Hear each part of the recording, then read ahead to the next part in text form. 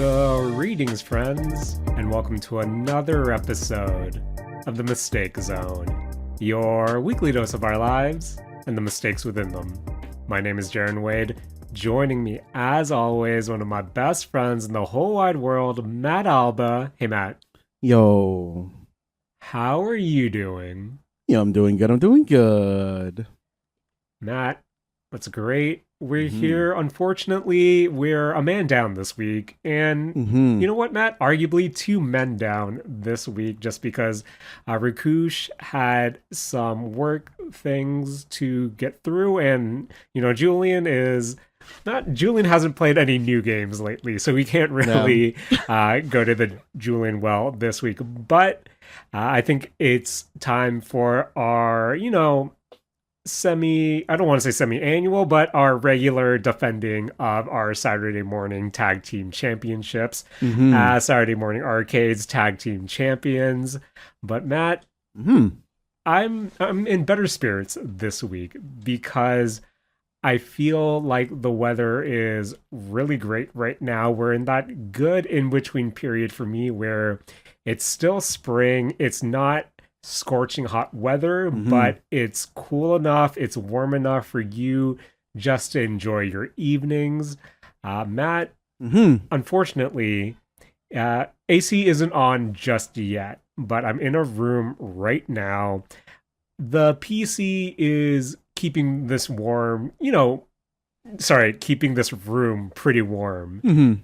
But you know me, Matt, I run cold, so I'm a bit on the chilly side despite being in a pretty warm room because of a PC. But don't have a sweater near me. I do have my bomber jacket where if I put the bomber jacket on, too hot.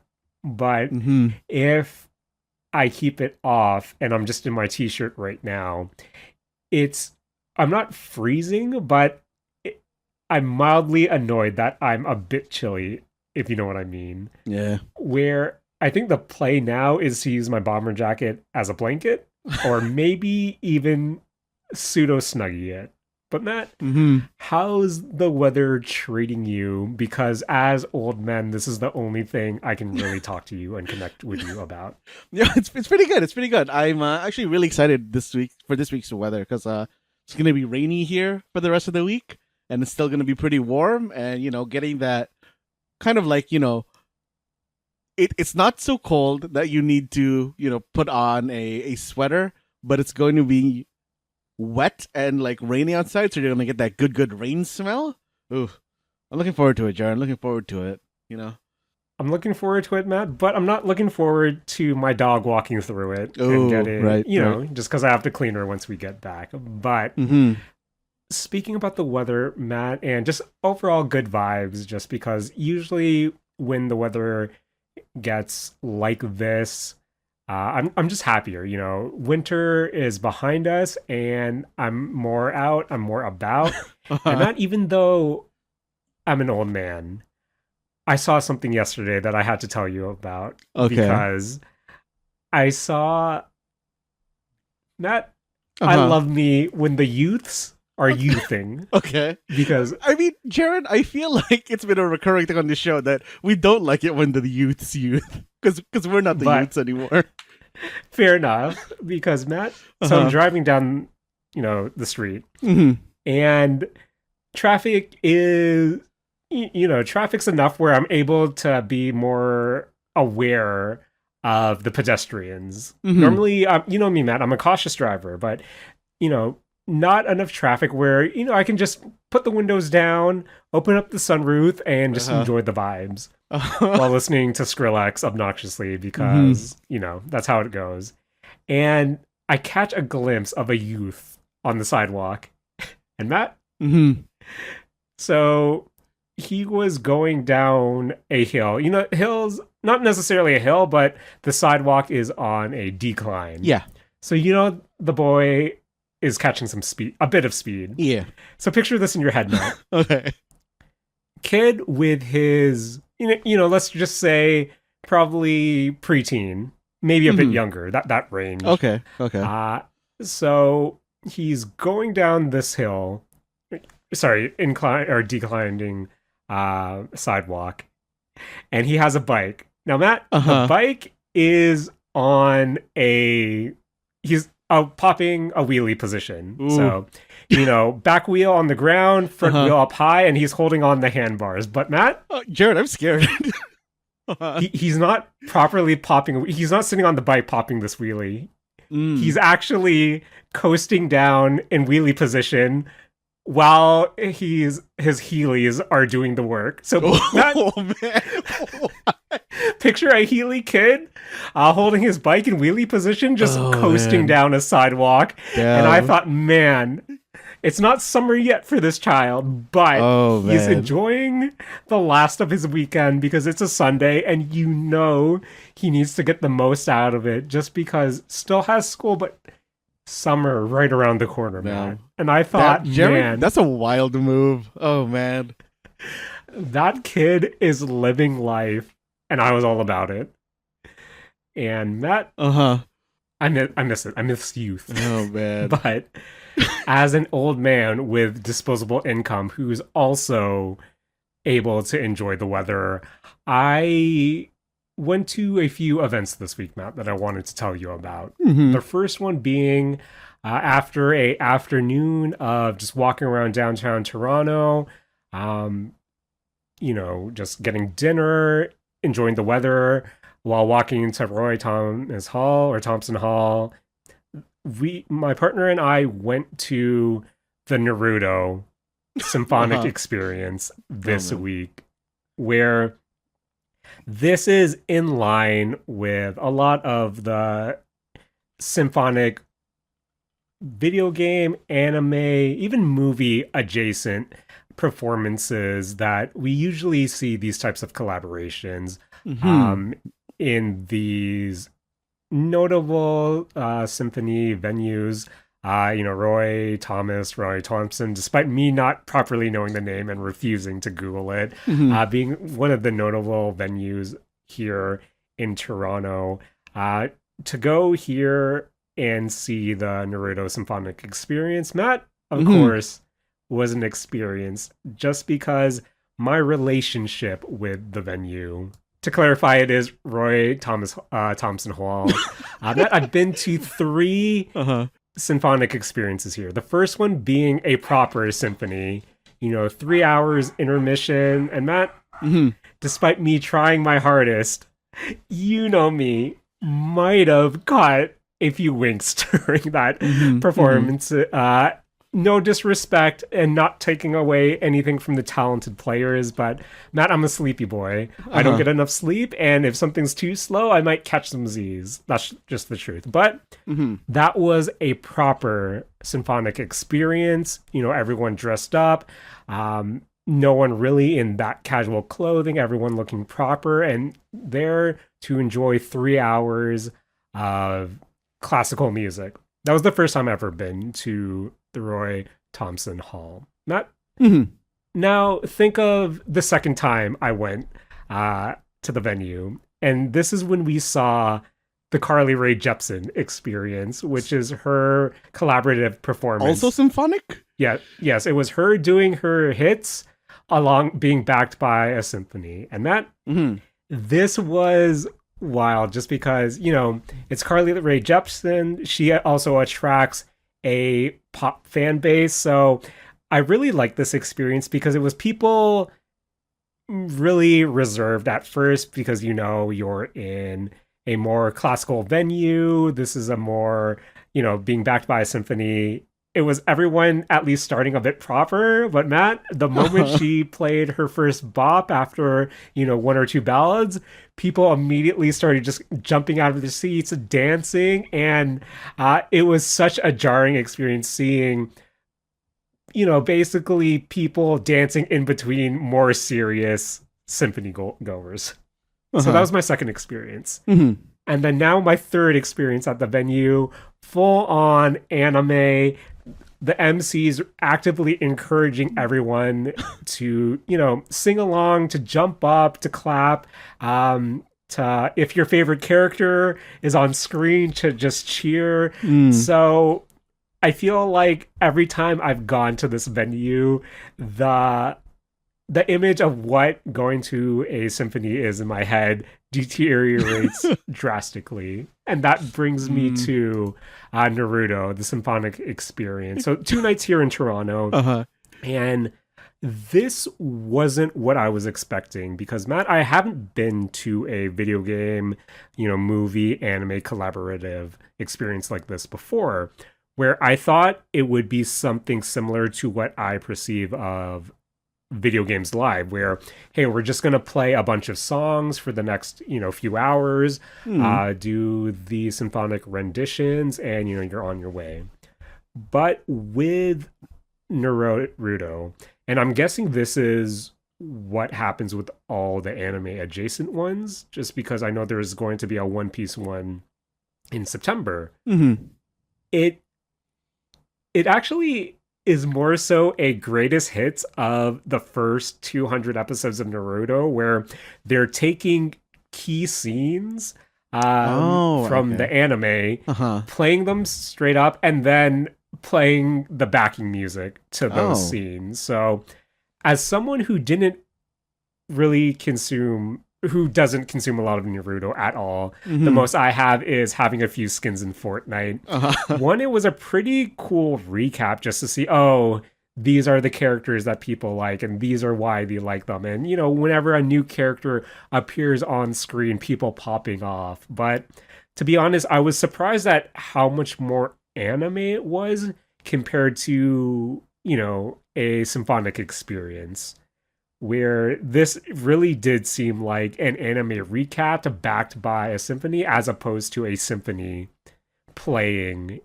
just renditions of songs. And this was a smaller band that I'm used to, not really a full orchestra, but overall it was a really unique experience, and one that really debating going to the One Piece one in September if we can snag tickets at a fair price. But two, again, Matt, as someone whose Naruto knowledge is these people are in Fortnite, and 3 songs, Matt: Go, Silhouette, and Bluebird. Yeah, that's all the ones you need to know. Boy, was I surprised, Matt, that Silhouette and Bluebird are not within those first 200 episodes. So I think that's how they get... right. Those are Shippuden, I guess. Yeah. Yeah, that's how they get you, Matt. That's how they'll get you to come back. But overall, it is pretty interesting. It was an interesting experience where I had fun. But again, it was something I wasn't really expecting. Are there 2 different set lists for it? Just like Naruto and then a Naruto Shippuden one?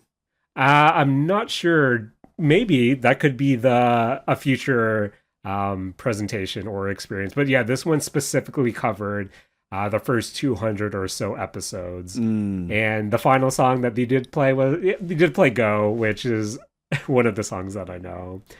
But Matt, afterwards, we're driving back. I'm telling my partner how much fun I had and how I couldn't wait for September, Matt, because I thought, hey, really can't wait for the Stardew Valley experience, which I think is more a traditional orchestra playing renditions, which I believe was similar to the Nier one, but I'm not 100% sure. And then my partner was a bit silent, and she said, "You're not going to that." I'm like, "What?" And she said, "I asked you if you wanted tickets, and you said no, so I'm just going with our friend." Oh, man. And Matt, boy, was I embarrassed. Oh, man. Damn. Matt, I thought I was going to the Stardew Valley Orchestra, but I'm not. Now I'm sad. Man. Okay, Jaren, you said earlier that every single time that you've gone to Roy Thompson Hall for a symphony, it becomes more and more, I can't remember what word you used. Maybe it was degenerate. I'm going to use the word degenerate. Yes. Not trying to take away from Carly Redemption, but yeah, go on that. What do you think is the step down from Naruto? Or an alternate question, do you think Fortnite would be a step up or a step down? So to answer your first question, what would be a step down, realistically, Matt, if I had to be honest? If they somehow put a wrestling ring inside Roy Thompson Hall, and they were playing entrances to indie wrestlers. And I feel like at that point, the venue cannot be saved. Not taken away from wrestling, but I feel like the moment you put in anything, because having anime being the central focus is one thing, but when you put it to, say, like, it doesn't even have to be wrestling, but say it was table tennis or like something where they're mostly playing in and like playing someone in, and then you're just providing background music. I think that would be the next step to me. But if you said, would Fortnite be a step up or a step down, Matt, I think that's pretty parallel, just because at that point, I think that would be more of a proper, at that point, you're not going through all the greatest hits, but you're kind of playing renditions of some of the original epic music that they've produced for the game. And who knows, maybe some of the top 40 hits that they also include as jam packs or something. But overall, the Naruto, the Symphonic Experience, I thought it was pretty fun, where I'm kind of sold on the One Piece one, just because maybe I'll learn more about One Piece, because thanks to this, I know more about Naruto than I did previously going in.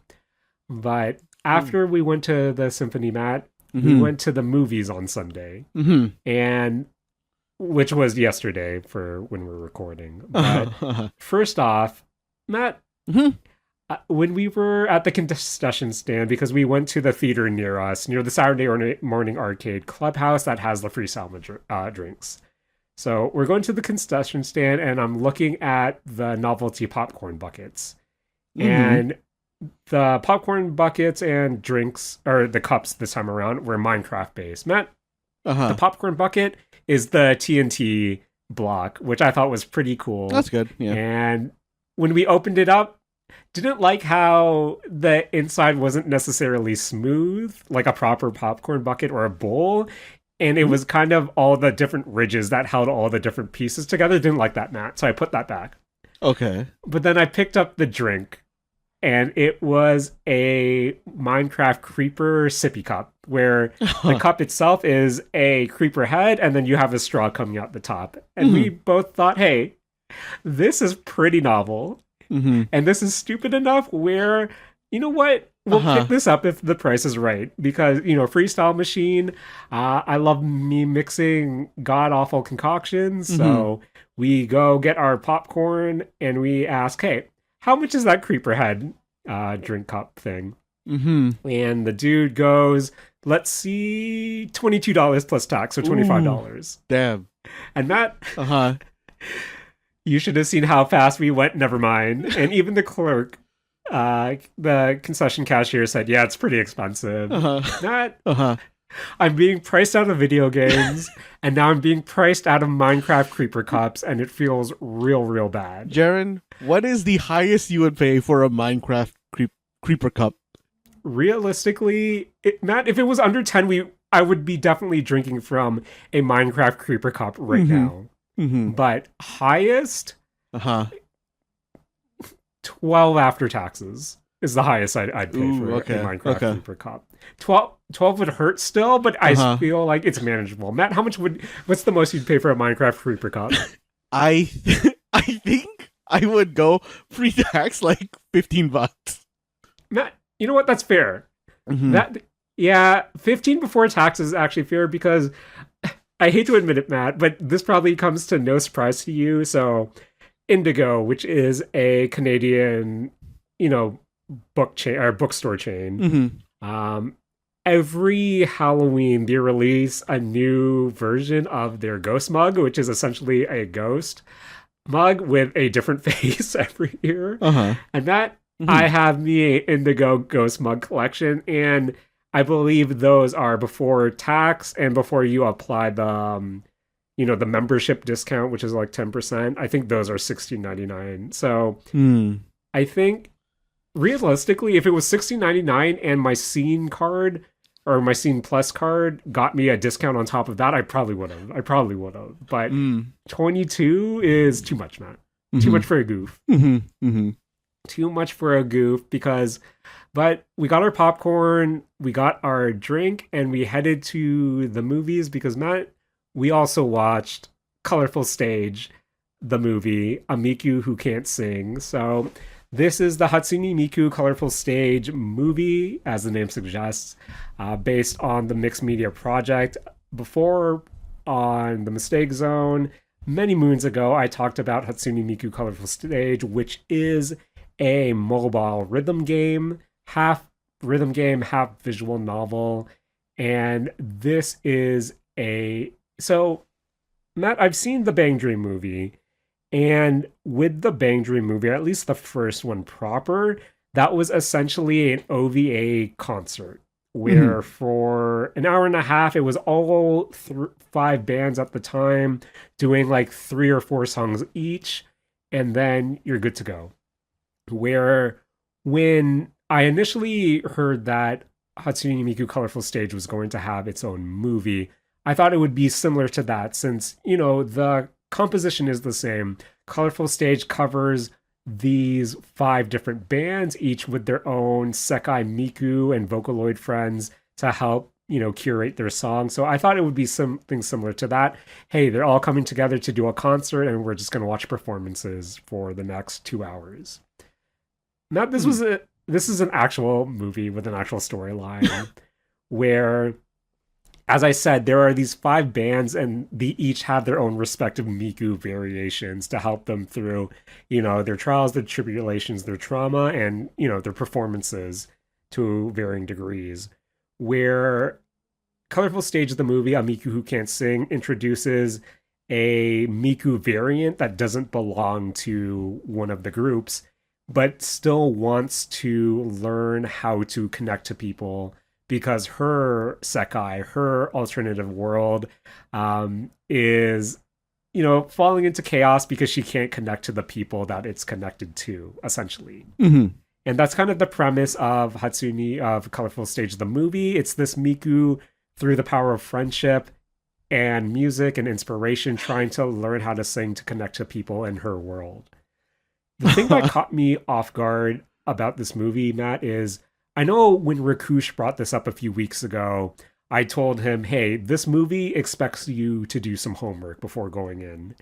And I was actually almost shocked at how much homework it wants you to do. Because, Matt, I feel like this movie takes place pretty well in the overall Colorful Stage lore. Because, one, you're not properly introduced to all the bands. You're not properly introduced to the Sekai worlds. You're not really... it's not explained why there are so many different Miku variations, or Luca variations, or Rin and Len variations. This movie wants you to know the rules of this world before coming into it because it's not going to explain any of it to you. It's for the real fans, Jaren. It's for the real fans. It is for the real fans. And even, I talked to my partner after and she said, yeah, the basic plot's easy to follow enough, but I don't understand how this world works. I don't know who these characters are. Even after the whole 2-hour runtime, I still don't know who any of these characters are. Don't know any of their names. And it's, for the most part, it is pretty fun. A lot less music than I was expecting because, again, I'm comparing this to the first Bang Dream movie where it was essentially set list from all these bands, where I think each group here only gets like one real song towards the end. And then after the credits, the after show is all the Vocaloids performing the main theme of the movie. Where for Colorful State, it does have a beefy boy runtime, I believe, an hour 53 minutes pre-credits. But I think I want to say it's paced okay because it didn't feel that long to me. But again, if you're going in with no knowledge of the Colorful Stage world, this might not be for you. Even as a Miku fan, if you don't know the specifics of the Colorful Stage, again, maybe not for you. But if you just want to see some decent animations, different Miku variants, could be worth a shot. And it was nice, Matt, to just audience watch because you saw Miku cosplayers and people bringing their Miku merch. Oh, And nice, Matt nice. Mm-hmm. saw I saw a group of dudes roll in, all wearing that Hatsune Miku ski mask. Which one? Do you know which one I'm talking about? Not really. Okay, Matt. Mm-hmm. Jared, I just googled the ski mask. The ski mask looks so dumb. I kind of want the ski mask. Matt Mm-hmm. kind of want the ski mask as well. And then I showed my partner and she said, LOL, ew, Matt, dream dead, but wallet safe. Oh, man. And yeah, it's important to keep your wallet safe every so often. Yeah, it is. And that, my final comment about the crowd, good crowd overall. People were respectful, but I'm used to, so whenever I've seen Bang Dream events in theaters, that, let's be honest, less than my ideal crowd because you have people kind of up near in front of the screen. You have people lining up the staircases, glow sticks out, shouting along to, pretending or acting like they're at a concert when it's just a movie. And you know what? You're paying the premium cost. If you want to do that, go for it. It's really, you kind of have to expect it when you go to kind of these presentations where Matt, during the after show where they perform the main song, I saw the people start to bring out their glow sticks because I think people were thinking this was going to be like one of the Bang Dream presentations. And you slowly saw all the glow sticks come out, and then I felt pretty bad because when the people with the glow sticks started looking around and realized no one was actually popping off, so Matt, oh no, I started to see the glow sticks go back down into their bags, and I thought, damn, oh man, too respectful here. Shout out to the Miku cosplayers. They were really lit. But yeah, that was my experience with Colorful Stage, the movie, A Miku Who Can't Sing. Sorry. Again, Jared. What's up? I'm still looking at the Miku mask. Jared, this is only 164 yen. How do we not own these? Matt, are we going to own, by the end of this episode, a couple of Hatsune Miku ski masks? Jared, I don't know where to buy it, but this advertisement says 164 yen. And that is way, way, way cheaper than I thought it was going to be. I don't know where you're seeing that, Matt, because I'm getting non-official ads for it that are telling me that it is 33 USD. That's more like what I was expecting. Maybe this 164 yen is something else then. Now we'll talk about this afterwards. But yeah, to see a group of dudes roll up in Miku ski masks was quite the sight, Matt. Quite the sight. But now that we're still in the anime corner, before we went to the Colorful Stage showing, we did hit up, as mentioned before, Indigo. Because, Matt, we had a coupon that gave us 20% off our purchases that we got when we went to that Indigo event I mentioned a few weeks ago. Yes. Stacking on my Plus Plum rewards, which is their membership, to get me 20% off, then an additional 10% off. Matt, you know I had to buy some manga to add to the collection. So, Matt, have to tell you my haul. Wallet not safe. Even though wallet was safe from the ski mask, not safe from the manga collection. Because, Matt, I bought the first 2 volumes of, tell me if you're surprised, Matt. The guy she was interested wasn't a guy at all. Jaren? Didn't know volume 2 was out, so wanted to pick that up. Jaren, I'm just surprised you didn't already own that. So I'll be honest, Matt. I don't think it's on a major manga distribution, publisher. Before discounts, it is 26 Canadian per volume, so a little on the pricier side. So I was waiting for a heavier discount. But to complete my Yuri transaction for the day, I also bought the first 2 volumes of one of my favorite manga that concluded, Rainbows After Storms. So those are also gracing my bookshelf as well. But now that I have the manga corner open, and Matt, I promise I'm going to throw it to you real quick because I've been talking too long. Another manga that I've been following for a while now saw its final chapter this week, and it's one I mentioned a few times on the show, but we have to pour one out for chapter 144 of Hitomi-chan is Shy with Strangers. And this is a romance anime that follows the typical trope of, Matt, stop me if you've heard this before. You have your taller, athletic, tomboy female protagonist who has shark teeth. Oh, okay. And then you have your short king, senpai male protagonist. And the whole, for 144 chapters, not only is it Hitomi-chan, who starts off, is introduced as this shy, shy, socially awkward character to herself, but to everyone else, she's the ice queen type character. And then you have this modest senpai, and it's just you watching their relationship develop, Hitomi coming out of her shell. And I do like how when they finally officially start going out, that kind of happens maybe, I want to say 10, 15 chapters ago. And it was one of those, I was worried that it might start dragging because after the relationship is solidified, it's a lot more of, hey, confirming to everyone that we're dating while still dealing with the fact that, senpai is in his 3rd year.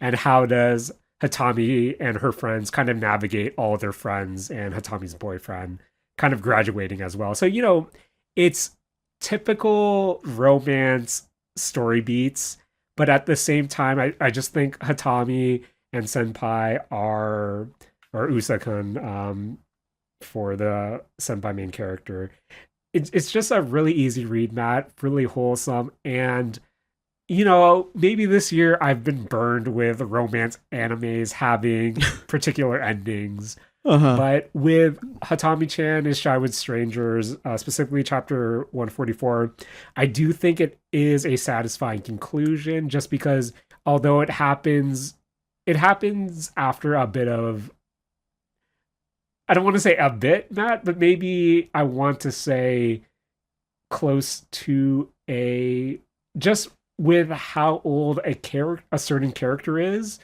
I think it's around maybe a 10-year time skip from chapter 143. So not only do you see where Hitomi and senpai end up, but you have a really good bait and switch with a, not secondary, but like a third family member, a 3rd tier character, tertiary character, I guess. And a good bit with that character where I think as an overall package, it is a satisfying conclusion that I feel definitely gives a good send-off to these 2 main characters who we've been following for, the past 144 chapters. So if you're looking for an easy read, a wholesome read, I personally really do like the art. Give Hitomi-chan is Shy with Strangers a look if you're just looking for something of that caliber. Just a typical romance anime. Nothing groundbreaking, but at the same time still easygoing. And I do have the first 5 volumes on my shelf. Matt was a bit disappointed that I didn't see any additional volumes at Chapter or Indigo the other day, but maybe it's sold out because everyone loves Shark Tooth Girls. But that's everything I've been up to this week. I'm sorry for assaulting your ears with my ramblings, but Matt, gotta ask you, my friend, what have you been up to this week as well? Jaren, I've been bouncing off a lot of stuff this week. I guess like while we're on this manga, or I guess more so for me, this whole book kind of tangent. I bought a book for the first time in a really really long time. Oh, nice. Um, Okay. Matt, hmm. what you reading? Jaren, it's not even about like reading. Jaren, there is a content creator named Tom Scott. Kind of a knowledge, I guess, YouTuber. I'm not really sure what to classify him as, but he has a podcast called Lateral, where it's just it's a smart people podcast, Jared. So Fair, it's fair. very far from what we do here, but it's Yeah. basically just a podcast that's about people doing kind of lateral thinking questions, where Hmm. they put forward a question and then everybody else on the podcast has to figure out the answer to that question, and it's always kind of stuff where it's you would immediately think of an answer as an obvious one, but it's wrong. Like, for example, Jaren, one of the very first questions in this book, it's a book just basically filled with kind of these lateral question puzzles. One of the first questions is, a shop has a tray of Lego bricks on the floor. What is it selling? Matt, Mm-hmm. I thought we were talking about blueprints a little later. Jaren, I think Blueprints really just got my brain going on this sort of thing. Mm-hmm. Because, it gives clues like, hey, it's not a toy shop and the Lego bricks are not for sale. And it also has gravel, stone, and wood on the floor as well. And, Okay. you're kind of supposed to, read that with the clues and kind of logic your way into the answer. Which, in this case, is that the store sells shoes. Because, they're kind of Oh, right. showing you, hey, you can step on these and you're not going to feel them, or something close to that. Matt, Mm-hmm. I feel real dumb right now. Oh, man. I don't know. I've really been, I guess, into... Blueprints, I think, has definitely been, getting my brain going, and to get away from that, I talked about it before. On the show, I got back into cryptic puzzles, which are those Yes. kind of British crosswords that have really non-standard ways of giving clues. And then I saw Jared, one of our favorite Hollow Live ID streamers, Kayla. She was streaming a game called Proverbs. Oh, she was. She was. I did catch some of the stream Yes. as well. Jaron, I don't understand why the game is called that. Maybe there is a deeper meaning to the word Proverbs than what I know it as. But Mm-hmm. this is basically just Minesweeper meets Picross. I think that's how they push the game. Right. In essence, it is. I think the playing field is basically just a giant grid, and it's divided into regions, and these regions, much like Minesweeper, kind of just have numbers in them. And those numbers tell you, hey, you have the option of filling in these grid squares with either kind of a active or non-active color, a bright orange or a dark red in essence. And then they have numbers throughout this grid that say, hey, this is how many of the active or bright orange ones are within a 3x3 square centered on this number. And you're kind of just doing a lot of logic and deduction to figure out which square should be highlighted. And I think that if you like Minesweeper and are bad at Minesweeper, and you get mad whenever you accidentally click on the mine even though you didn't mean to, or you like Picross and you kind of want to change it up a little, I really, really think that Proverbs might be for you, because Okay. it's a very nice piece of just logic exercise, and I think that right now this is my podcast game, or Oh, nice, Matt. Nice. or my I'm editing our podcast game as well, because it's very easy to move in and out of it. So if you're looking for that level of commitment towards a game, and you kind of logic puzzles and this is pure logic. There's no toying around with it. This is just purely a logic puzzle. And if that sounds like your thing, I really, really suggest checking Proverbs out. I think that right now it also has a demo, and that the demo is currently active even if the game is out. Man, Jaren, I don't like it when games have a demo and then once the game releases, they get rid of the demo.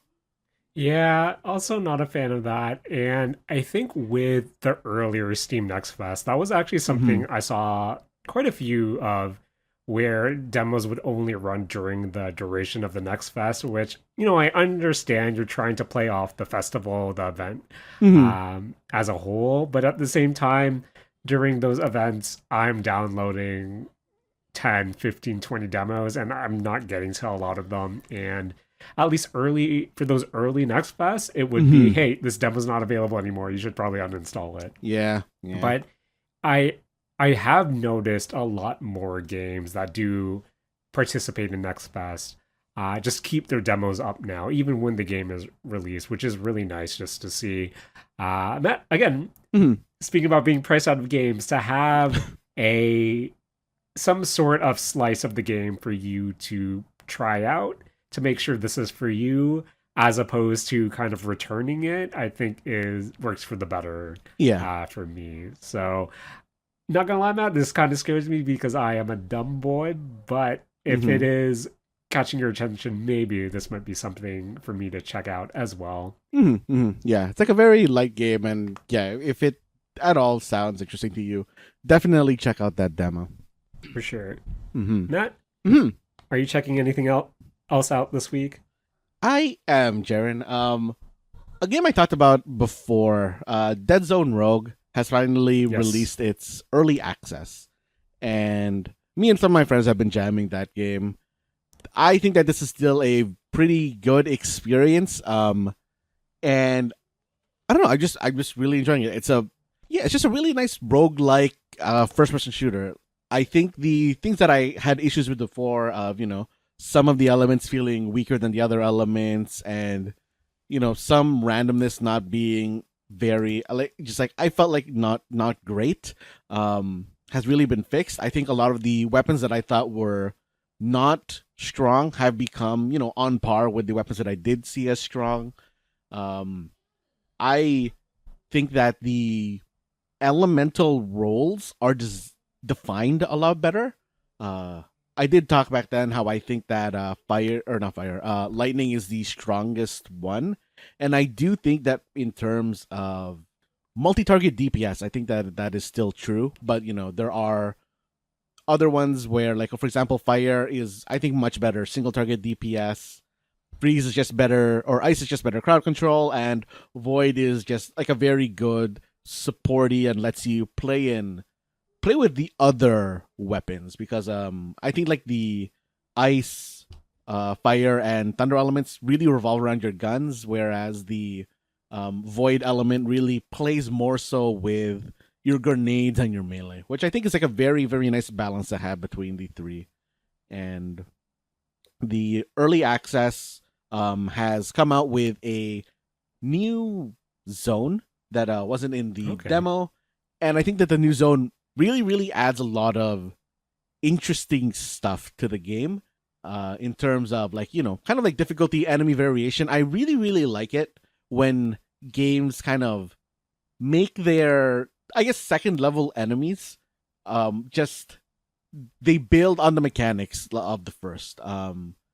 I know that a lot of people don't really like what do you call it? Basically just palette swaps, but a lot of the Yeah. enemies in the second stage are palette swaps, but it's also signifying that they have different moves. Like for example, in the first stage there is a enemy who kind of just like runs at you, and then like when they get close, they just kind of do a axe slash. I think they have an axe. Whereas in the second stage, that version of an enemy, has its palette swap, but when you hit it with a bullet, it will like blink into a random direction. And I think that, that kind of building on, previous knowledge and then they slightly, remix it in the next one, I think is a very nice add, especially when they also still have the stage one version of that enemy, mixed in as well. So you do have Oh, that's actually really cool. Yeah. yeah, I really like having that kind of like variation in there.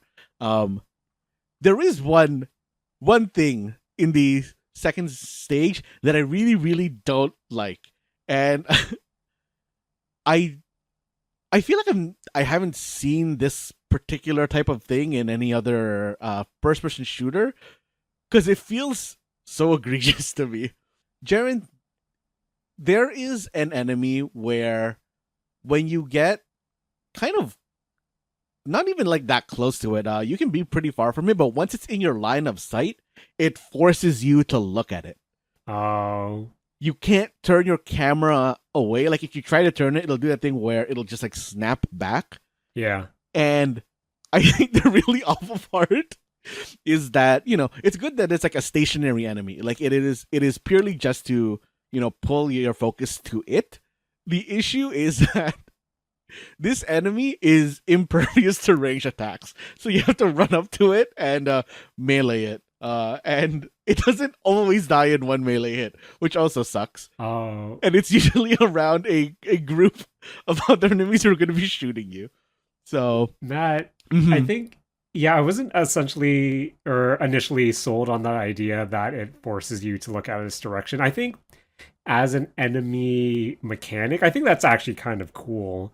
But the fact that you have to melee it really sours me on it, where I think a nice variant would be to just be able to shoot it down, but at the same time, I don't know, Matt, the fact that you have to run up to it. And you know me, Matt, I do like me a good melee attack. Matt, is the melee satisfying at least? The melee's pretty good. The melee's pretty good. Like you do have a choice of, a fast single target animation or a long slow cleaving like melee attack, which I think is like a pretty nice balance between, or like, nice like choice between the two. But I think that more so, to be honest, this fits very well with how the game does scouting. I don't know if I talked about this the first time, where, the rooms in this game aren't very big. I'd say it's just like, it's usually just like 2 to 4 kind of standard size like shooting rooms that are linked by hallways usually.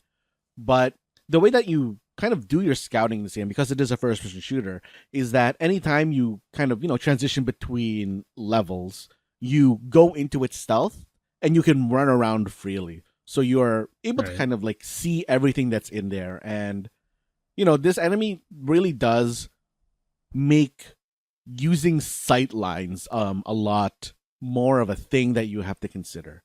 Okay. Before you could kind of just like, start wherever and like push wherever. When I get to the levels that have this enemy, I am far more aware of, where I have to start my run and how I'm going to be pulling enemies towards me so that this doesn't become an issue, so that I can, lead enemies to me, and then that'll be the last enemy that I can just run up to and melee for free. Okay. That, I think you're selling me more on the mechanic, but I wish, at least for someone who hasn't gotten his hands on it, I feel like fighting it, I would hope to be a bit more freeform, but I'm not, I don't dismiss that mechanic for an enemy, Matt. I kind of like it. But Matt, and you said that there are different variants of these enemies depending on the level. Have you seen another variant of this particular enemy, or have you just seen this one? Oh, no, just this one. This is a new enemy for the second stage. Okay. I am assuming that I'll see a new version of this once they release, like the third set of levels. And I'm really curious onto how they're going to like vary it. Yeah. I don't know. Maybe it will do something else that makes that grabs your attention, or at least sort of wiggles control away from you. But I'm really curious and kind of excited to hear how they really kind of add on to that, or just change it up for the next level. But Matt, you said early access. Have to ask my final question. Did they give any roadmap for what's to come during this early access period? They have just said that they're going to be, adding a third set of levels, and then that is going to be what signifies them going into, I guess, full release. But there is no like official roadmap in terms of, hey, we're planning like, get this by X time or X date or whatever. Right. It's just a very kind of like signifying what is their full release, which I think is Valve policy now. Right. Okay. Mm-hmm. Matt, continuing your time with Deadzone Rogue, now available on early access. But Matt, Mm-hmm. real quick, something will be available in a month's time where, Matt, it seems like the PlayStation YouTube account had a little bit of a boo-boo where they released a trailer before they should have. But Matt, Mm-hmm. I'm taking this from Gamatsu, who also took this from our Stellar Blade on Reddit. But Matt, remember on our Year of the End episode, or year-end episode of 2024, we did a list of games 2024 games we wanted to play in 2025? Yeah. Well, Matt, we're in luck because Stellar Blade for PC launches June 11th alongside the Complete Edition. And Matt, Gamatsu is reporting that the PC version will feature AI upscaling and frame generation via NVIDIA DLSS4 and AMD FSR3, and unlocked frame rate, both Japanese and Chinese voiceovers, ultra-wide display support, DualSense controller support for haptic feedback and trigger effects, a new boss battle, 25 new costumes, and a higher resolution environment texture set. Man. But yeah, so with the complete edition, you'll get some pre-order bonuses, some complete edition cosmetics, the 2 twin expansions for the Nier Automata DLC and the Goddess of Victory Nikke DLC. And that, for all us Nikke freaks, will also get a outfit CD key to redeem around the same time for a limited Stellar Blade costume in Goddess of Victory Nikke, which, Matt, I'm pretty sure this would coincide, even though they announced the Stellar Blade Nikke mobile game collab will be happening sometime this year. I think considering this complete edition comes with a bonus CD key, I'm pretty sure now that the Stellar Blade Nikke collab will also take place around this time. So June 11th, coming to Steam and the PlayStation 5 as well. Matt, will you be checking out Stellar Blade this year? I hope I will be checking it out this year. I want to. I am now also thinking about buying a DualSense controller. As someone who doesn't own a PS5, I'm wondering if I should, invest in the DualSense now before PlayStation goes the way of Xbox and increases all the prices. Man, we should try to find those 30th anniversary PlayStation 1, PlayStation 5 controllers before they go up in price. But, Matt, beefy boy episode so far, but yes, might as well go through our weekly Don't Match Me challenge just in case our friends might want to bounce off early in case of spoilers, because Matt, it's just me and you defending our tag team championships, and standing across the ring is a couple of blue princes that we might have to do a spoiler match. But until that, just in case all our friends out there are still racking their brains over the puzzles, maybe we can save that for the end. But before that, Matt, I believe you have a challenge on hand. Yes. Originally, I had the I had a blueprints based Don't Match Me, but then I remembered, we're doing this in the middle, so I can't put a spoilery Don't Match Me. So I am going to do a Don't Match Me about keyboards. Ooh, Matt, I have those. And if you don't know what the Don't Match Me is a like Jared said, a game that we do here every episode, where I, the question asker, am going to ask you, the listener, and my co-host, 5 questions, and I'm going to also give 5 answers. The goal for you, the player, is to provide answers that don't match my answer. And if that sounds, too easy for you, you can also try to not match Jaren's answer. And remember, this is a podcast, so if you need some time to think, just hit that pause button, Google up an answer, and start us back up again, because we're always going to be on the other side of that play button. And like I said, this is going to be a keyboard Don't Match Me. And just, put a real definition on this at the start, I am talking about standard, full-sized English QWERTY keyboards. That is what I'm basing these questions off of. So, let's go in. Question 1, really easy, really general. Name any letter key on the standard QWERTY keyboard. Ooh, okay. Name that key in 3, 2, 1. I'm going to be a little bit vain here. I'm going to go with M. Matt? Mm-hmm. I too went a little vain, and I went with J. Nice. Matt didn't match each other, but we still matched each other, and that makes me feel pretty good about our friendship. Yeah. All right. So, question 2. Name any non-letter symbol that you can type while holding the shift key. Ooh. So, any symbol that comes out while you're holding shift. Name that symbol in 3, 2, 1. I'm going with one of my favorites, the question mark.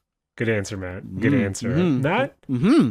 My hashtag answer for your hashtag don't match me question is, of course, me holding shift, hitting 3 for the number sign. Hashtag mistake zone.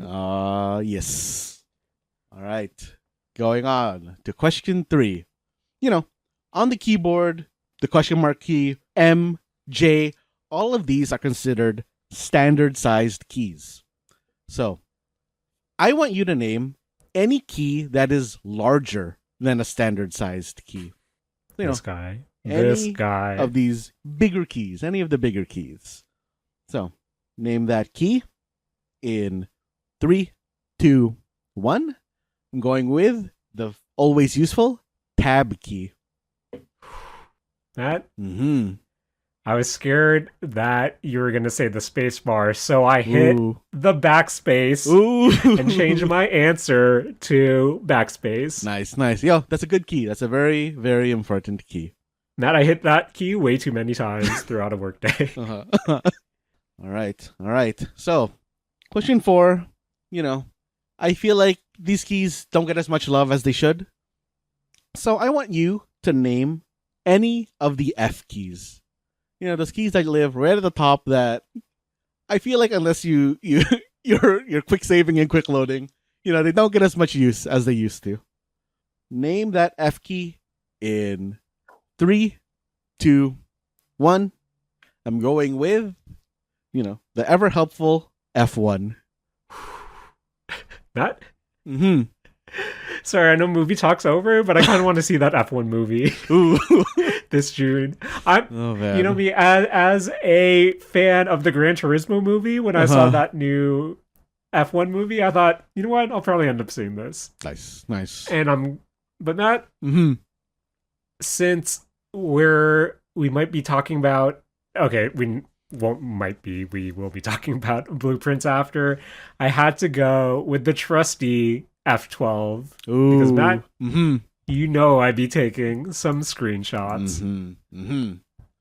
And for my final question for this keyboard-based Don't Match Me, I just want you to, name a specific Control, Alt, or Shift key.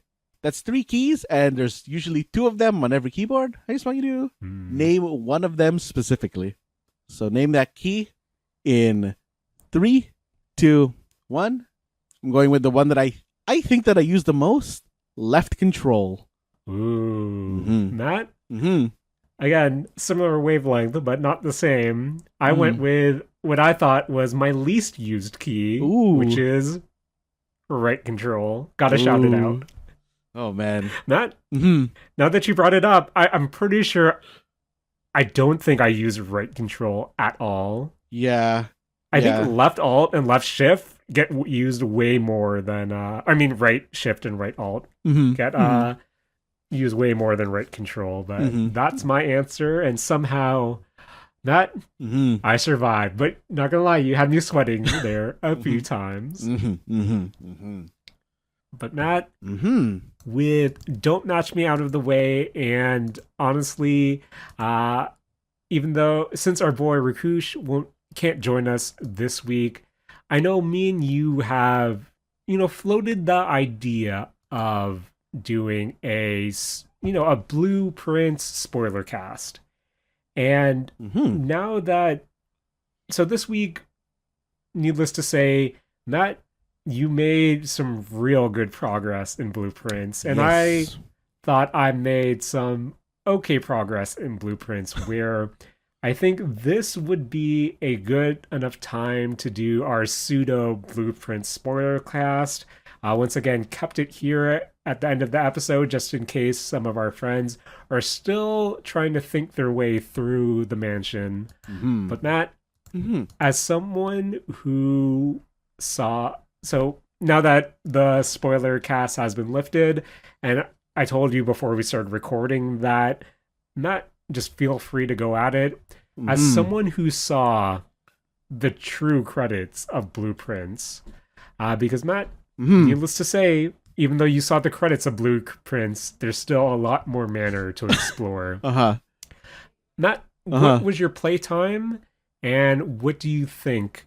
What are your just general thoughts now that you've quote-unquote completed Blueprints? Okay. So, Jaren, after I got an official the end from Blueprints, my playtime was 80 hours, 53 minutes, and I finished on day 102. Damn. Jaren, that game's lying to you. That's not the end. There is a whole ass part that can, be there after.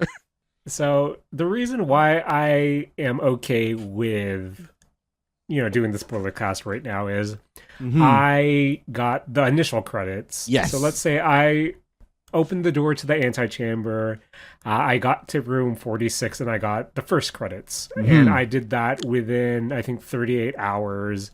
I believe I was in the 50 range in terms of day count. And Matt, when you finally break through to room 46 and you get the initial credits and you're loaded back into the manor, you get your neat little trophy and you get the letter saying, hey, is this where you're gonna stop?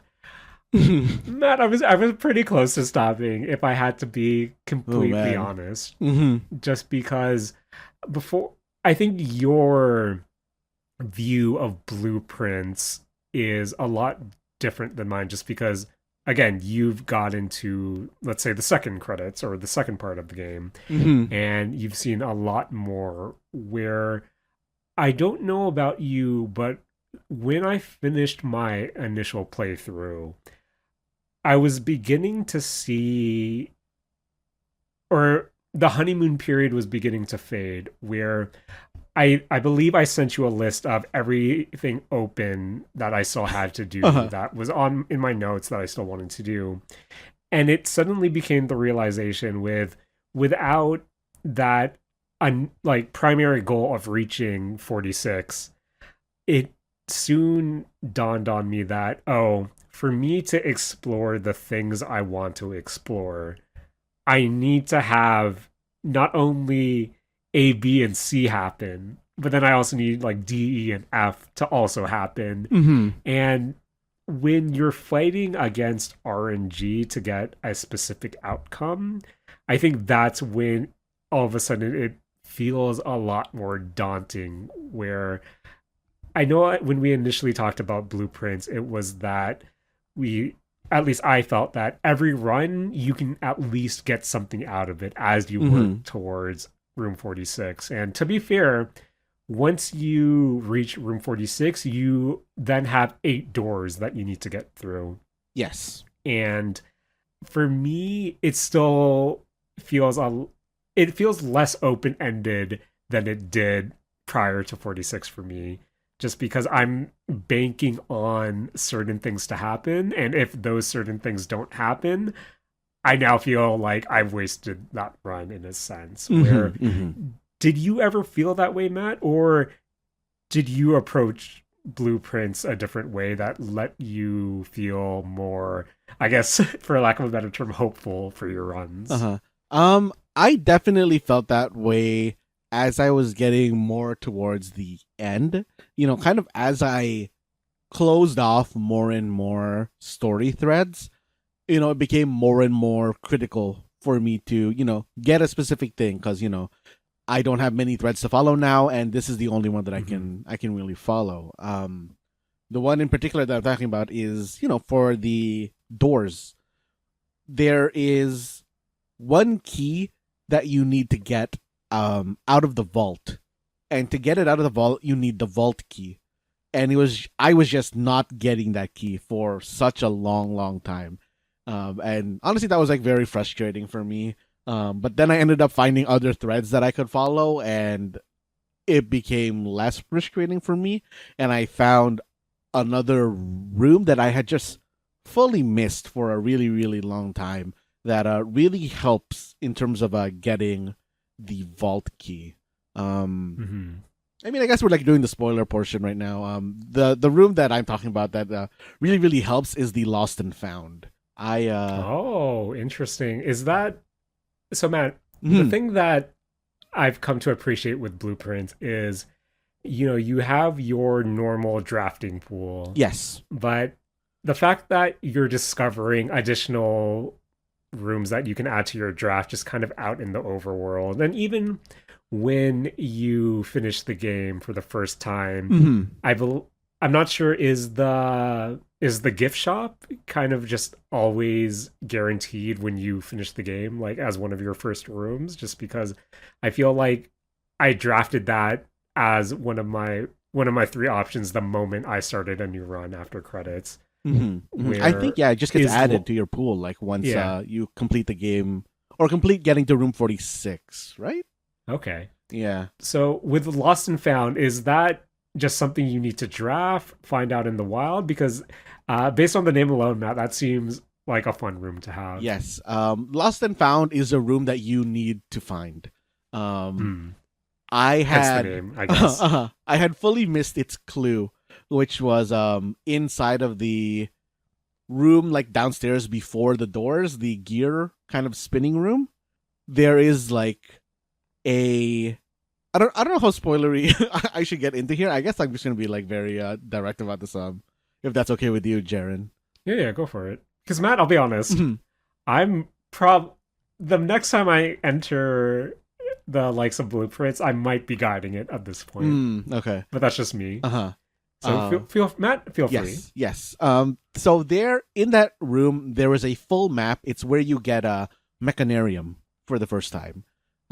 It's just there on top of a full map of the kind of basement underground area, and there is something there that you can't see unless you have a magnifying glass. And I happened to visit it a second time with the magnifying glass when I was looking for a different clue or trying to verify something else. And there is kind of just like a part that you can magnify that shows you, hey, inside the basement where you're doing that sliding puzzle, like outside the basement door for the foundation, there is a spot you can dig, and then like that's where you get Lost and Found.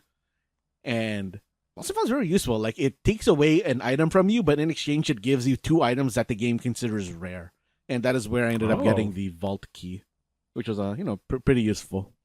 I have to ask, because when you do reach 46 and you get that list of key or clues to key, the 8 keys that you need, I did see the vault one, and I have to ask you, Matt, do you need a specific vault key? Because the first time I successfully got, not only did I get vault to trigger, but I also had a vault key on me that gave me a red envelope, where I also noticed that the vault key I had a specific number. Do you need a specific vault key number for the key, or is this one of those, hey, when you unlock 46, this key can be used to get you the key instead of the typical red letter or something? No, it's a specific vault key. I hate it. Yeah. Not I hate this game. Yeah. I didn't like that either. But I feel like getting all the other keys was actually like pretty fun puzzle in itself. The getting the key from the lake. I think draining the. It's not called the lake. What is that area called? The reservoir. Yes, draining the reservoir. I thought was like very fun. And then, Jaren, I don't know if this is how if you had this revelation, or maybe you've never had this, you didn't have this revelation at all, but seeing, I immediately drained the reservoir down to like the base, and Same. I really, really liked their, there's like 100 crates down here. How are you supposed to find out which is the one that you're supposed to open? And I opened some, and then I remembered that I've seen this lake before on one of the maps. And Jaren, I don't know if you lucked into it or if you like logic or your way into finding which of these boxes had the sanctum key in it, but I also, at that point, coincidentally had Tomb, and I was so happy that, the death statue in the tomb, the one that you pull its like arm down to open the doorway, points to the correct chest in the lake. I thought that was pretty good. That was a very, very nice touch. But yeah, I feel like with me personally, Matt, so for the last few weeks during my adventures with Blueprints, I've been messaging you a lot, as per usual. And you not only giving me hints, but being kind enough to make them spoilers. And like just asking straight up, hey, do you just want the answer? Where, you know me, Matt, I've told you how many times I've brute forced things just because I'm a dumb boy and I couldn't get the revelation to happen. Where, specifically with Reservoir, I had 8 keys at the time, and I thought, you know what? I'm just gonna willy-nilly. Let's go ham. This is gonna be a dead run afterwards, and I lucked into the 3 allowance coins and the sanctum key. Nice. Where I didn't realize the death was That's actually an amazing discovery. Where me personally, it was, hey, this box is all on its own against a wall. Maybe this might be it, and lo and behold, lucked into that. But I guess now that we're talking about these revelations, with your time in the game, Matt, what were some of your favorite Eureka moments that you've had that you can recall? Ooh, let me think a bit. Yeah. I mean, I think this is a very early Eureka moment one, but I spent a lot of time in the tomb trying to figure out where or what order you're supposed to pull down the angel statues in. And I really, really, enjoyed kind of putting that one together. When I just, happened to walk into what's it called? Chapel? Yeah. And just saw the stained glass there, and I was like, oh, it's so simple. Why did it take me so long to realize this? I think that was like one of my kind of like favorite ones. I remember finding I think it's like grandma's tomb or your grand aunt's tomb inside of tomb with her letter. And there's another tomb inside tomb. Matt, where's the tomb? Without like there's a tomb in the tomb, like in the base area or after you open the secret entrance. In the base area, there are candles with unlit candles. That you can interact with the like anything that can light, like make a fire. You can light these candles. These are the same candles that exist in the chapel. FYI, just so that you guys know, in the chapel there are these 2 candles that you can light. It lifts the podium, and then there's a piggy bank in there that holds every single coin you've paid to chapel up until that point. Oh my fucking god, this game, Matt. Y'all, you can only break that thing once, and it's never gonna come back. So inside of the shop, there is the blue tents, which are 400 coins cost. I think that's a good time to break it because it's very, very hard to hit 400 coins prior to getting the blue tents, because the blue tents is very, very useful for pushing yourself forward in terms of stuff that you need to discover. So Matt, so blue tents is an item you get from the gift shop. Yes. And one I haven't gotten in gift shop to roll again, which makes me sad. But I believe you're only able to get that if you unlock, I believe, 8 achievements or so, like half the achievements in the game, correct? You need 8 trophies for that to unlock. Yes. I currently have 4 trophies, which is 1, full house, draft a room in each open slot of your house. Inheritance trophy, reach room 46. Trophy 8, solve room 8 on rank 8. and a logical trophy, win 40 parlor games. Matt, Mm-hmm. Mm-hmm. from your experience, what are the next 4 trophies that I should work towards to be able to buy blue tunts? I think easiest ones are like the 40s that you said, reaching room 46. The workshop contraptions is a good one. The full a room in every slot of the mansion is also like pretty like doable. Buyout showroom is like arguable on if that's like actually easy or not. But if you can spam freezer, that is a really easy way to get a showroom for yourself. Okay.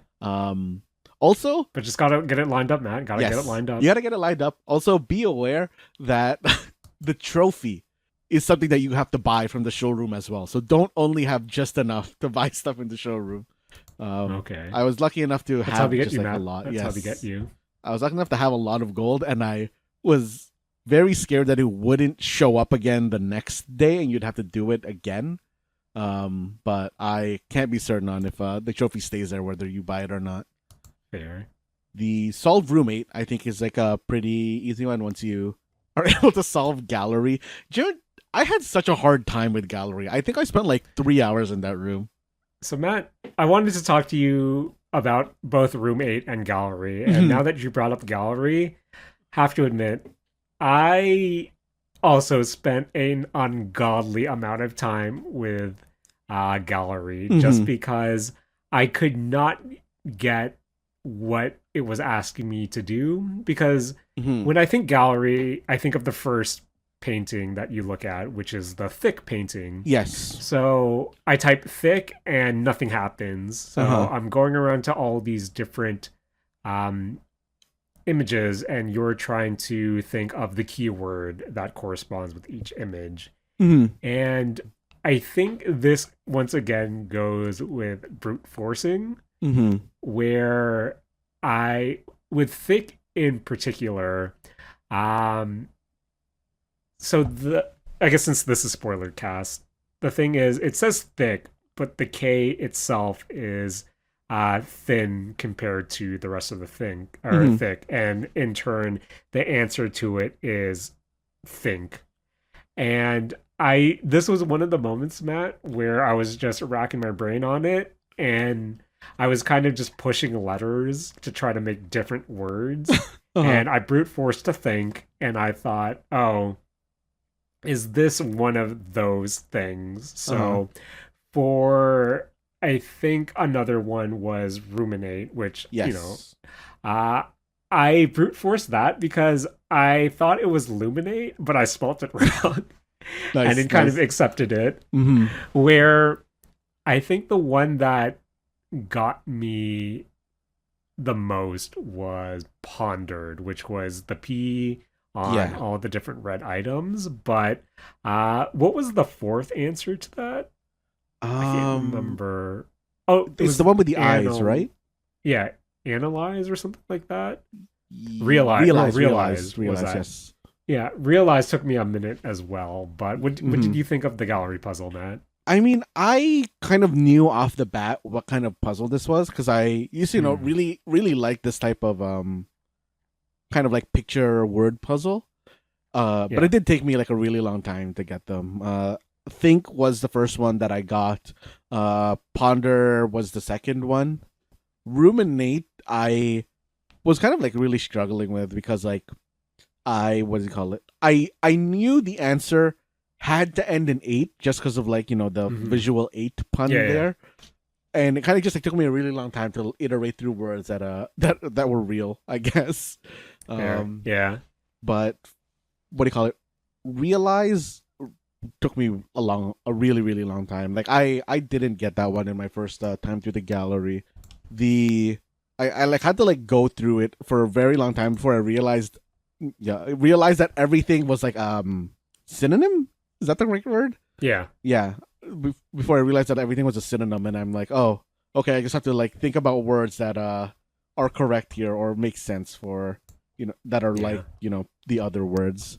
But and I do like the room 8 kind of preview because for me personally, I did gallery, and during that run as well, I had the key. Matt, I don't even know how that key works.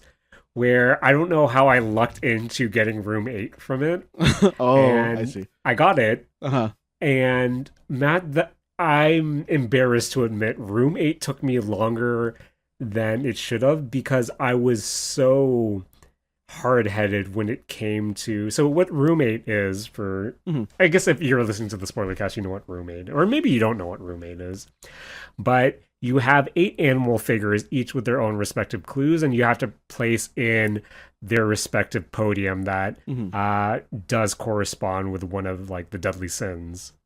And one of the figures says, hey, you need to put me on the podium beside a word that is, struggling, that they had to kind of shrink to fit on the podium. And the way I did it was I counted the letters for each of the podium, and one of the podiums had 9 letters, and then another one had 8 letters. And I thought, well, obviously it's going to go beside the one with 9 letters. And I went insane because I swore I followed all the different clues, all the different logic puzzles, all the puns, and I thought, why isn't this triggering? Because I swear everything is right. And then I thought, maybe I need to put the word one next to the 8 one, which is gluttony, I believe. And then it worked out, and I thought, man, I felt cheated, Matt. I felt cheated. I felt that wasn't supposed to be the right answer because that one word had 9 letters, and maybe you can argue that the 8 letters on their own are kind of thicker than the 9 letters used in that one. But man, I was so mad. I was so mad after roommate. But yeah, that was currently on my mind. But Matt, any other puzzles that stick out to you right now from Blueprints? I mean, I kind of just want to touch on the roommate one real quick, just because, Jaren, I love getting the room 8 key. Just because every time you solve room 8, the puzzle doesn't change. You just need to write down what the answer is once, and it gives you an allowance token. Oh, Matt, how do I trigger room 8? Because now I want to do that. When you have the room 8 key and you hit a locked door on rank 8, you just have to use the room 8 key. So, is the key going into rank 8 or go on rank 8 going into rank 9? If that makes sense. If you're opening a room that is on rank 8. Oh, okay, so basically going west or east, right? Yeah, or you can be coming like up from 7 or down from 9. Oh, okay, that makes sense. Okay. Yeah. As long as the room ends up on rank 8. I'm not sure how I lucked into that, but I'm glad I did. Because that was the run for me, where I got gallery, I got room 8, and then I managed to finally open the antechamber, where, if I had to be completely honest, Matt, I think the antechamber and getting to room 46 the first time is probably up there for moments of the year for me, just because. So again, I don't know why I keep doing the preface that this is a spoiler cast, but the first time everything lined up for me, I got Secret Garden to work out to open the left door to the antechamber. I get into the antechamber and it gives me the basement key. And I go into the basement for the first time, and I go down. I explore the basement. I do the sliding room puzzle, and then I do the gear puzzle, and it takes me to the court or the hallway, and leads you to the lever to open the north door of the antechamber to get into room 46. And Matt, at least in this instance of the game, when you pull that trigger or pull that lever, you see the cinematic that the door opens, revealing 46, and it plays that specific piece of music. There's something about that piece of music that not only does it feel pretty uplifting, it's good you solved this puzzle, you're close to the end music, but at the same time it's also pretty bittersweet. Because, Matt, the first time I pulled that lever, I sent you a screenshot that showed that I had 6 steps left. And for how it works is you have to essentially get to the antechamber, get the basement key, run back into your foundation to open the gate. And that, I didn't know that the foundation is random, I guess, for a player. Because my foundation is directly one up from my entranceway. And I thought, oh, that makes sense, I guess. Maybe that's like a freebie for you. And when I showed you the screenshot, you said, wait, your foundation's in a really weird place. And I didn't realize it was different, but that music playing and showing that realization of I quote unquote solved this puzzle, but I can't make it to the end. There was just something about it where the second time around, not only did I pull it, I pulled the lever once again, and I built my manner in such a way where I would have enough steps to go there and back, where not now all of a sudden that music piece makes me feel that uplifting feeling that I think it's supposed to make you feel, where I think that's such a good piece of music to play during that, where if there's something somber about it if you fail, but there's something really uplifting about it if you succeed, where as you progress through the game, I know that music tends to change. And now I'm getting different music beats whenever I pull out the lever, but that first initial one, Matt, is so good. But I gotta ask you, Matt, do you remember the first time you discovered Room 46? Yes, Jaren. Actually, even going before that, I remember the first time I got the basement key, and I was in the same position as you, where I did not have enough steps to use it. And then I remember, trying really hard to get the basement key again. And going into my foundation, I think like I had gone down there before I saw the locked basement key door. But I think the thing that really shook me was that before I ever opened the basement key door, I also drained my fountain. So there's the basement key door below that. And when I opened the basement key door in Foundation, I was expecting to come out of my fountain. And when I opened the door and I was in the basement room, I wanted to vomit because I'm like, oh no, I don't know what's happening anymore. I thought I had a very good grasp on what I was about to do here, but getting that puzzle, getting the that, what do you call it? The gear puzzle. I had unintentionally moved the cart before I needed to. Yeah. So it was already in the correct place for me. I only found out that isn't, you need that cart to be moved beforehand from my friend who got cranked that way. But yeah, opening up that what do you call it? Opening up that door for the first time and going in, and then Jaren, I really like the first credits. Yes, me too. Because I realized that hey, this is the mom reading off, or I thought, I guess this is the mom reading Red Prince, and I took screenshots of the book, so I decided to follow along, and then it deviated, and I was like, oh, this is wrong. And then I remembered, if you're in the attic, there's that whole thing about, hey, we don't like your original manuscript, it's too political. And when you have that context of it, I was like, oh wow, that really is what drove me to keep playing. Because once I saw the, I guess it's been there the whole time, but more of that I'm more directly connected to that underlying I guess history portion of the story. It really, really drove me to keep playing because I was very, very curious on what happened to the mother character. And Jaren, I don't know if you've done this, but in the reservoir, you've used the boat right? Have you used the boat? No, because Matt, that's why I've put down the game for. I haven't touched the game in the past 4 days because I'm so angry. So essentially, with the reservoir, I did the same thing where I drained it right away. Mm-hmm.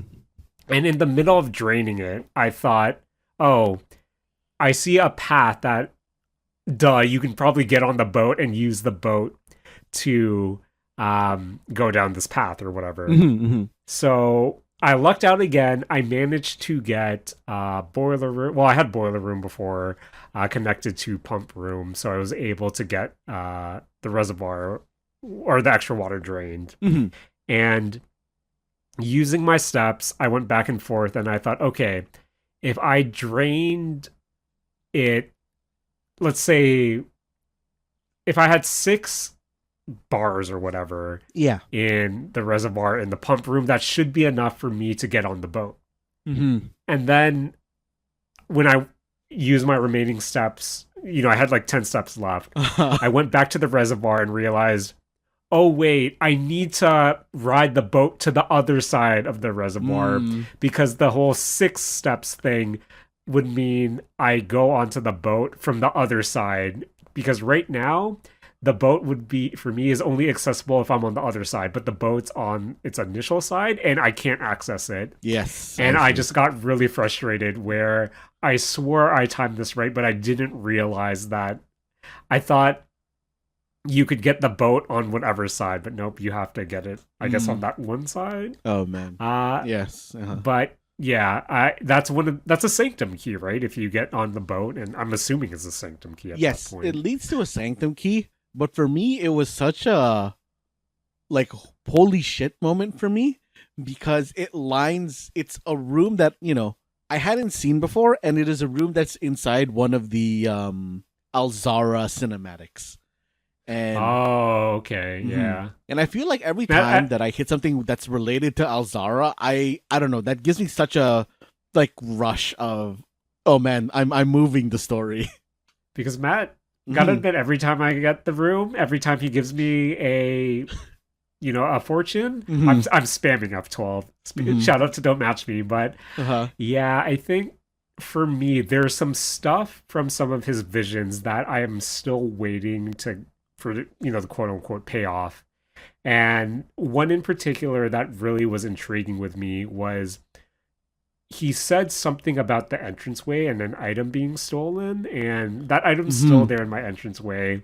And I don't know, Matt, every time I get like a hammer or the power hammer, I'm like trying to click it. I'm like, maybe I need to destroy something. Or I think that's what scares me the most about this game, Matt.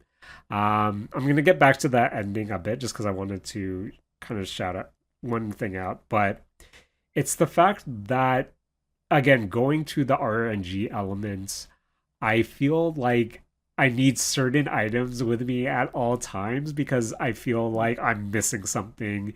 And you know me, Matt, I don't want to backtrack where I feel like every time I have the power hammer, or every time I have the laser that lets me light candles, or every time specifically the magnifying glass, I kind of wish I had a better idea of you should do this, this, and this. And maybe I'm at that point where I might want a guide because I don't know. I think my patience is starting to wear a bit thin, but at the same time, I know that takes away so much from this experience because, again, it is that eureka, it is that oh shit moment that this is where the game really shines. And to me, that's what I'm really struggling with right now is how much of that discovery is lost when you're using a guide to discover it.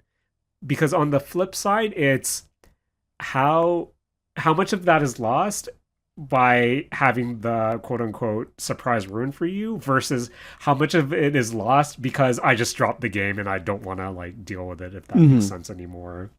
Where I don't know, maybe it's a game where I'm continuing to jump into again, just to do a run to see if I can get something to line up, but I think I'm getting a bit more casual with it because this used to be, Matt, like an everyday game where I would dump 2 to 3 hours a day, and now I think it is one of those. Maybe I feel like playing Blueprints, but Matt, I think I might be back on that Monster Hunter kick, to be completely honest. Yes. Yeah. And but to go back to the credits, Matt, the drop of when she says the blueprints, I thought that was such an amazing late title card. And to your point, it didn't occur to me that that was the original ending, but it does make sense. And I was really curious to see if we would see it, just because not only do you see that letter from the editor in the attic, but when you go into, I believe it's the master bedroom, correct? Where you see another copy of Red Prince with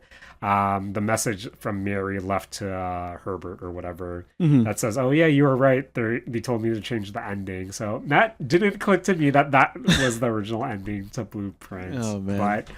But I guess since I'm still trying to make my way through it and putting the pieces together, kind of what are your thoughts of the underlying story and Mary, the mother character, as well, in relation to, I guess, your protagonist? I think that honestly, I think the story itself is pretty like I think normal. It like it is kind of like a story about basically a heist and then like what happens after it. I don't think that there's anything particularly groundbreaking about the story itself, but I think all the pieces of like how you're fighting them and how they relate to the world is really really good. I like kind of finding out why the red letters are there. Yes. I liked the kind of realization of why the letters all have a gem with them. I love, like, I don't know, I kind of just like getting like the story itself. I guess like it never really does become like super super like interesting, but when it links to a thing in the world that you've always been interacting with is just so good, and those payoffs just like feel really, I don't know, really great. Because I don't know, I think that the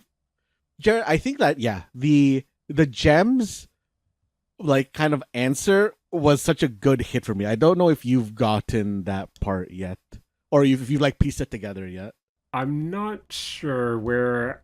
I think one of the last things was that realization that, so where I am in the story, I guess, is when I really like that discovery for me of, oh, the antechamber and all the levers, this is kind of parallel to a heist kind of test run where this is essentially them trying to break in to the museum that's discussed in a lot of the books to steal like the gems, and this is essentially their test run for the security system. I thought the reveal of the antechamber being the gallery room, or the red gallery room, that was such an amazing drop as well. And I think story wise right now I'm just learning about who I believe it was, the old gardener, who that's also like a fake name for someone else, and how he originally discovered a way into 46 and then kind of left that pseudo ransom, not necessarily the ransom note, but the ransom adjacent note, and kind of learning that stuff. So I think that's the kind of extent of where I am with the story. At least the story, what it has to do with the break-in of Room 46 in relation to, I guess, the heist at large. But I'm guessing there's way more to discover from there. For the drop that I got, I think that you already have the information. I think you just didn't piece it together. That's story of my Blueprints career right now. Oh man, I don't know. It's so like that was just a good revelation for me that I kind of like don't want to spoil it for you, but okay, man, it's a very very good revelation. Okay, man. Maybe I will try to tackle this guide list again when I do, and maybe if I get really stuck, I'll just ask you straight up what to do. Jaren, I think there's one thing that you should definitely guide for, because I guided for this as well, and because I just like could not wrap my head around it, and I don't know, this is like I said when we were originally talking about Blueprints that everything is kind of just there in plain sight, but this one was like beyond me. I don't know if you solved the this is one of the puzzles in A New Clue regarding, Matt, that. don't get me started. So the new Clue is one of the books you can buy and then read Uh-huh. through. Matt, hmm the blue a new clue is one of the things in this game that makes me want to quit this game just because I'm so overwhelmed where every time I'm in the I'm pretty sure I have all the books, maybe not, but hmm since I don't have any new books to get, despite me taking screenshots of all the books and having a folder dedicated to each of them, every time I'm in the library, I always check out a new clue just to flip through the next time I'm in there because Matt, hmm that book gives me a tummy ache. Yeah. Yeah. But and I feel like I've only scratched the surface on it. I know there's that one page with the text and there's the faint numbers beside each of the some of the words that is giving me anxiety just thinking about. But Matt, hmm what is it about the new clue that you recommend that maybe you should consider guiding for? Actually, now that I think about it, you might be in a position where you might not need the guide. Hmm. Because for me, there is a part of New Clue. It is the kind of part that's going like, oh, the page X, page Y, word like A, B, whatever. Like that set of, if you know that clue that I'm talking about, where it's like, oh, red page A, word X, green page C, word A, or whatever. And in order to kind of like solve that clue, you need to, first realize that there's a stack of books inside of a new clue, where it's the red book, the green book, the purple book, the blue book. That like Oh the yeah, I'm looking at that. Red yes, one says tender cipher. yes. Green says lunar rename. C So is uncle. Yeah, yeah. so I was kind of able to solve it to this point, which is that these books are all anagrams of real books that we already have. It's like Swinburne, the Red Prince. I can't remember the names of the other books, but like the other ones are all other books that exist within like the game itself. And I realized that, hey, that's what like this page A word X like thing is referring to.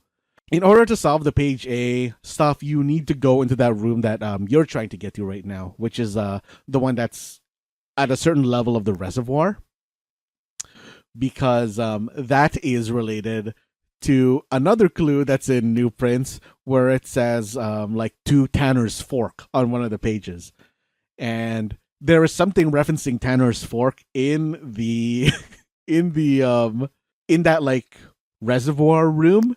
And I don't think I ever would have put that together because I've only gone to the reservoir room like twice, and that was long before I ever read a new clue.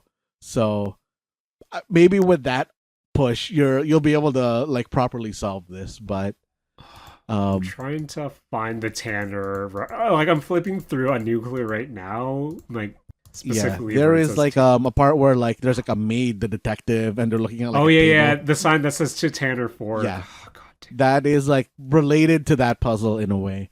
And now that you are like aware that this is a thing, I think maybe you'll be able to solve it. But I wouldn't have even like looked at this, and I think that this is a very critical clue because um it unlocks um basically it is an extension on the mailroom kind of like system, where you were kind of like, there is an experiment where you can get letters sent to your mailroom from someone. I can't remember his name, but it's like Yeah, the yeah, one of the IT guys basically. yeah. His name starts with R or something. Yeah. Yeah. And this is an extension on that. Basically, when you interact with this, you unlock something else that allows you to get more information from that same character and some other characters, which will push you towards more solves in the same way that the mail letters push you towards more solves.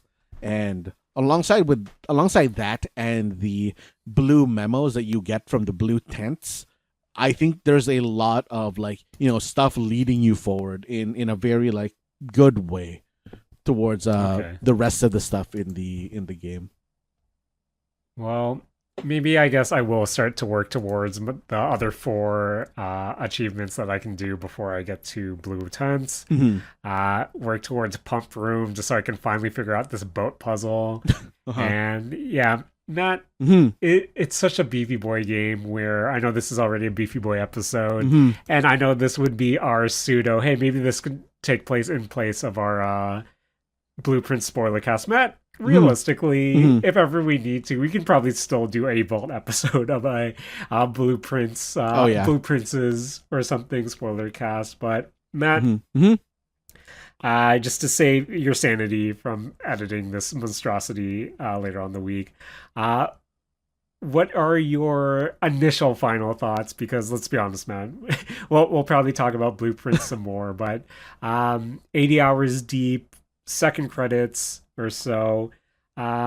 What are your thoughts on blueprints now in comparison than when we first talked about it a few weeks ago? Um, Compared to when we talked about it a few weeks ago, I think I have to at least like slightly take back, like I said earlier, the fact that hey, everything is kind of just in front of you. I think that this game in the I think like back like the last like 20% of this game, it does become a lot more cryptic in terms of like the long-term puzzles, but I do still think that it's an enjoyable experience. The game does give you like a lot of hints that you could, you know, probably if you were like more patient than I was, you could have solved it yourself. And I don't know, it has a lot of interesting stuff. I think okay, this is kind of like a spoiler on the end, but you can do it wrong, and I think doing it wrong before you do it right is a better ending than getting it right the first time. Hmm. Okay. That okay. Not that still gives me a tummy ache, Mm-hmm. Mm-hmm. but sounds pretty cool as well. Jared, But Matt, did you do what's up? the chess puzzle? No, Matt, because Mm. I know what was the room. I think Sanctum gives you the clue that to get the ladies' chamber room, you need to draft it on the west wing going south. Mm-hmm. I can't get that trigger, Matt, and Damn. I believe ladies' chambers is one of the rooms you need for the chess puzzle. Correct? Yes. The only alternative to her ladies' chambers is the study. Oh, really? Mm-hmm. Mm-hmm. Oh, because I was so in my notes right now. I've been recording what chess pieces I saw and like what color, like if they're a black piece or a white Mm-hmm. piece. Mm-hmm. And when I got to the chess puzzle in Foundation or wherever in Foundation, Mm-hmm. I thought they were all white chess pieces, so I thought they had to be the Mm. white chess pieces. Yeah, I thought that at Can, first as can well, but turns out you can just the piece itself is the one that matters. oh damn it! Now I got to go and look at it again and go Mm-hmm. through my notes. Okay, but no, Mm-hmm. yeah, that's one of the open puzzles that I have going for me right now. Mm. Off the top of my head, it's that I guess lab like tomb now with all the candles. Now that you mention it, Mm. classrooms. I've only made it to Oh like man. grade four, Matt. Uh, Uh-huh. I know in the chess room there's a wall you can break, and Mm-hmm. there's I guess that's a puzzle. I need to figure Oh that man, out. Jared, that puzzle is so fucked. Great, Matt. Uh, Great. Where I still have to figure out reservoir properly. mm-hmm. I only have one sanctum door open, Mm. and I haven't seen the pattern behind it or whatever. And now this game is too big for my small brain, Mm. and I think again, pound for pound, if you like puzzle game, I don't know who's like left listening. This is the spoiler cast portion, and I don't think we're trying to sell anyone on this game right now. Mm-hmm. But I'm surprised at how into this game I am. Where I think if I was the only reason I'm debating getting a guide is I'm impatient, but at the same time going through our chat logs right now and seeing all those like aha moments. This is a Mm-hmm. really special game to me just because I think this is the first time I'm really sinking my teeth into something so puzzle based where it is satisfying. It is Um, I don't know. It just feels good to do. Mm-hmm. Where not, I don't know. I'm also just looking through all my screenshots right now and throwing up to myself Uh, because there's a lot of puzzles right now where I got to kennel the first time, and then I have a screenshot of a cat mm-hmm. on a T block clawing at a C and a T block, which makes Mm. me feel bad. Yeah, Jaren, that's an important piece. That's an important piece. I'm looking at the fireplace in room 46 with all the symbols on it. Mm. Um, not this game. Also, I have to admit, I did run into Matt. Have you run into any glitches during your time of the game with the game? No, I don't think I've run into any bugs with this game now that I'm thinking about it. So I've run into a glitch which seems to be kind of common where typically in my runs now I'll open like I'll go into foundation and then I'll just pull the room 46 you know door or whatever Mm-hmm. to open it. And I feel like I've I've gone into room 46 once. The second time I tried to do it, I did the same thing. Went into the foundation, hit the lever, and then I was able to make a path to get into the antechamber. And even though the gate was open and I could see the door to room 46, Mm-hmm. there was an invisible wall where it seemed like the gate wasn't open, Oh. where I was just running into it, where even though I pulled the lever, I think the game didn't think I pulled the lever when I entered the antechamber, which was really annoying, and I'm not sure what triggers that. Mm-hmm. And I think that was what made me go on a hiatus for the last few days, I just see. because, yeah, I wanted to get into room 46 to check stuff. I got there, the invisible wall didn't let me in. So I think, I don't know, maybe there's some in the game's logic. It wants you to get into the antechamber first. I don't know. I don't think It's also pretty I don't random, think you but do, because like yeah, mhm. I've done it before, but it seems random to me where Yeah. uh, I was just running into an invisible wall where it's the Eric Andre let me in beam for Uh-huh. me, Uh-huh. but I don't. Matt, Mhm. as the blueprints in the call right now, any other initial closing thoughts for the game while we Ooh. kind of simmer in it before we get to another Mhm. a more let's just say a more structured spoiler cast for Yes. blueprints down the road.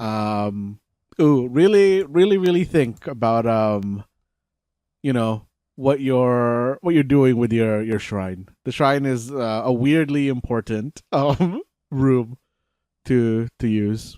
Matt, I've just been throwing $1 or $2 whenever we start, but Get that dancer buff. Get that dancer buff.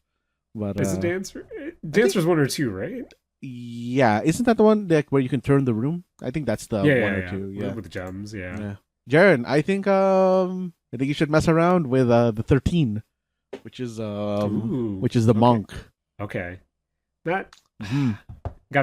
I gotta get back into Blueprints. I don't know why I've just been grinding Monster Hunter. The Capcom collab hasn't happened yet. Mhm. And of course, Doom on the docket just because Game Pass is expiring and Yeah. I should get to that and hopefully some clear ups. Not too many games. Too many games for a hobby I'm being Man. priced out of. Jared, I want to play what do you call it? Last Line Defense Academy or whatever, however that title goes. Same. But Jaren, the more I hear about that game, the more I simultaneously want to and not want to play it. Man, it has 100 endings and the developers are facing bankruptcy, so we probably should buy this game. Jaren, We probably should. 100 endings is simultaneously, oh yeah, I want to play this, and oh no, I don't want to play this. It has to be like so follow much endings, reading. right? Huh? Where it's like general ending plus like a slideshow, depending on like the characters who are alive or whatever. I think That's what I'm assuming. I think it is, but like when I hear people talk about it, they are saying that a lot of these endings are fleshed like pretty well, like, and it's people or the characters, I guess, are all like in very different places depending on what ending you go with, and that makes my tummy hurt. So we gotta get this game. You have to get Stellar Blade. Gotta finish Clear Obscure. Matt. Too many games. Jaren, I think Too after many I'm done games. with Claire Obscura, I'm gonna go get that, like, get the Robot Girl Armored Core. Matt, Mm-hmm. look me that. Tell me how hard it is, because I don't want to play hard games at the moment. Mm-hmm. Doll's Nest. Eventually, I'm gonna get the Doll's Nest. Eventually. Mm-hmm. But Matt, Mm-hmm. somehow we managed another Beefy Boy episode with just the two of us. Thanks to our time with Blueprints, but Matt, as always, I want to thank you for joining me this week editing this podcast, and Matt, for helping me on my Blueprints journey. Yo, no problem, man. And as always, I want to thank you for hosting this podcast and joining me on this Blueprints adventure. Jaren, what's your favorite Blueprints room? Oh, Matt, I want to say Billiard's room but Matt, my dart puzzles aren't hard yet, and I'm scared because I feel like because I have the 40. I cleared Parlor 40 times.